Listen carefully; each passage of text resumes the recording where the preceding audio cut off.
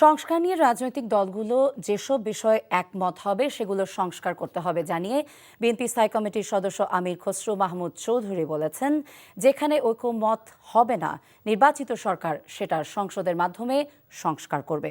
দুপুরে বিএনপি চেয়ারপারসনের গুলশান কার্যালয় ইউরোপীয় ইউনিয়নের রাষ্ট্রদূত মাইকেল মিলারের সাথে বৈঠক শেষে ব্রিফিংয়ে একথা জানান তিনি। বলেন, ইউরোপীয় ইউনিয়ন নির্বাচিত সরকারের সাথে কাজ করতে চায়। আমির খসরু আরও বলেন, নির্বাচন ডিসেম্বরের পরে যাবার সুযোগ নেই। বর্তমানে দেশে একটা সরকার থাকলেও গণতান্ত্রিক অর্ডার ফিরে আসেনি বলে মন্তব্য করেন তিনি।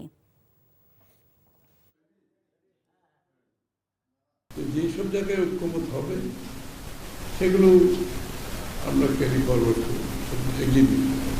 আর যেখানে ঐক্যমত হবে না সেটা সাংবিধানিক হোক, নির্বাচনী হোক, অন্য কোনো যে কোনো বিষয় হোক, সেটা আগামী নির্বাচনে প্রত্যেকটি দলের অধিকার আছে। তবে জনগণের কাছে নিয়ে যাবে এবং জনগণের সামনে উপস্থাপন করবে। জনগণের মতামত নিয়ে সংসদে এসে আলোচনা হবে। রোববারে সাবমিট করার পরে আলোচনায় চলে আসবে।